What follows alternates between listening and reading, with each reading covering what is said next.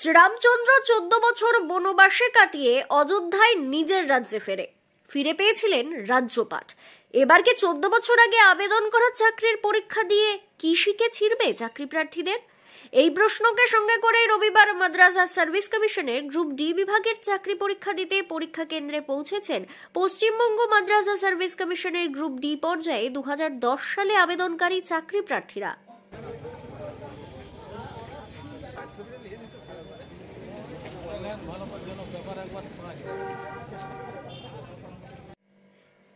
উল্লেখ্য 2010 সালে বিগত বাম আমলের শেষের দিকে মাদ্রাসা সার্ভিস কমিশনের তরফে গ্রুপ ডি পর্যায়ে নিয়োগের বিজ্ঞপ্তি জারি হয়, কিন্তু নানান আইনি জটিলতায় সেই পরীক্ষা স্থগিত হয়ে যায়। দীর্ঘ আইনি লড়াই শেষে গত মে মাসে কলকাতা হাইকোর্টের ডিভিশন বেঞ্চ 10 সেপ্টেম্বরের মধ্যে ওই পরীক্ষা শেষ করার নির্দেশ দেয়। এবার আদালতের নির্দেশে 14 বছর আগের অসমাপ্ত সেই পরীক্ষায় দিন শুরু হয়েছে। বাঁকুড়া শহরের একটি পরীক্ষা কেন্দ্রে পরীক্ষা দিতে আসা ইন্দাসের সুশান্ত কুমার বাগদি বলেন, 2010-এই চাকরির আবেদন করেছিলাম। এখন আমার বয়স 43 বছর 2 মাস। কি হবে জানি না, সুযোগ পেয়ে পরীক্ষা দিতে এসেছি। 2010-এ এটা আমরা করেছিলাম। তো হঠাৎ করে আবার এসেছে আগস্টের 20 তারিখে আমাদের লেটার এসছে। লেটার আসার পরে দেখলাম যে তাহলে পরীক্ষা দিতে হবে। কতটা প্রিপারেশন কিছুই নেই, ওই যা মানে রেগুলার ছেলেপেলে দিকে পড়িয়ে যেটুকু হয়। জানি না তো যে এরকম ভাবে আসবে, বা আমরা কোনো আশাই রাখি নাই। এগুলো যখন দিয়েছে তো একটা কিছু একটা হবে, এটা তো মানে একটা আশা রয়েছে। তো এজ গুলো তো সব পেরিয়ে গেছে না, অনেক তো এজ তো কমপ্লিট হয়ে গেছে। এবারে কিভাবে কি নেবে না আমরা ওটা জানি না। আমার বয়স এখন 43 বছর 2 মাস। 43 বছর 2 মাস। তো এসসি আছি, যদি কিছু হয় এসসি, ঠিক আছে।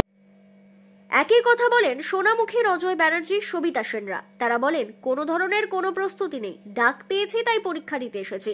এখন বিড়ালের ভাগ্যে যদি শিখে ছেড়ে, তবে সবকিছুই তারা সময়ের উপরে ছেড়ে দিয়েছেন বলে ফর্ম ফিল আপ করেছিলাম 2010 সালে। তো আজকে খুব ভালো লাগছে যে 2010 সালে যে ফর্ম ফিল আপ করেছিলাম, তো হঠাৎ করে অ্যাডমিটটা এলো।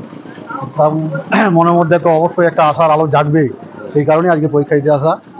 আমার বাড়ি সোনামুখী থানাগড়া, ব্যানার্জিপাড়া ওই সাইডে। তো দেখা যাক কতটা কি হতে পারে। আমি অবশ্যই আশাবাদী, এবং খুব তাড়াতাড়ি শীঘ্রই রেজাল্ট বেরোবে, এবং এটাও আশাবাদী যে পরীক্ষায় ভালোভাবে যদি পাস করি আর কি। তো অবশ্যই একটা আশা রাখছি, যদি চাকরির সুযোগটা থাকে তাহলে অবশ্যই একদম মানে রামচন্দ্র বনবাসের মতন ব্যাপার আর কি। 14 বছর পর হঠাৎ একটা অ্যাডমিট পেলাম হাতে, এটাতে একটা মানে খুশির একটা বাতাবরণ তো অবশ্যই প্রিপারেশন রয়েছে মোটামুটি। খুব তাড়াতাড়ির মধ্যে খুব একটা বেশি নিতে পারিনি, তবু রয়েছে, চেষ্টা করছি।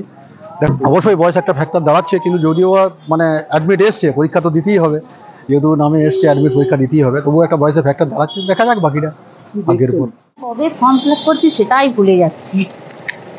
আশা তো দূরের কথা, আশা নিয়ে এসেছি যাতে হয় সাফল্য। এতদিনের পরে যখন পেয়েছি পরীক্ষার সুযোগটা, তাতে কতটা লিখতে পারবো না পারবো বুঝতে পারছি না। 2010। তারপর কি পড়াশোনার সাথে ছিল? পড়াশোনার সাথে যুক্ত ছিলাম, আস্তে বিয়ের পর সব কিছুই চেঞ্জ হয়ে গেছে। এটাই একটা আশা যে এতদিন পর যখন একটা কল পেয়েছি বা পরীক্ষার সুযোগ পেয়েছি, হয়তো হয়ে যেতে পারে। এখন রিটেন টেস্ট, এটা মানে কি পড়াশোনা নিয়ে ধরুন কালচারটা, এখন আমাদের কালচার সমস্ত কিছু প্রায় ভুলার মতো নেই, কোনো কিছু মনেই নেই, তা হয়েছে। তো এটাই আশা যে বিড়ালের ভাগ্যে শিক্ষা ছেড়ার মতো। ব্যুরো রিপোর্ট, দক্ষিণ বাঁকুড়া দর্পণ, বাঁকুড়া।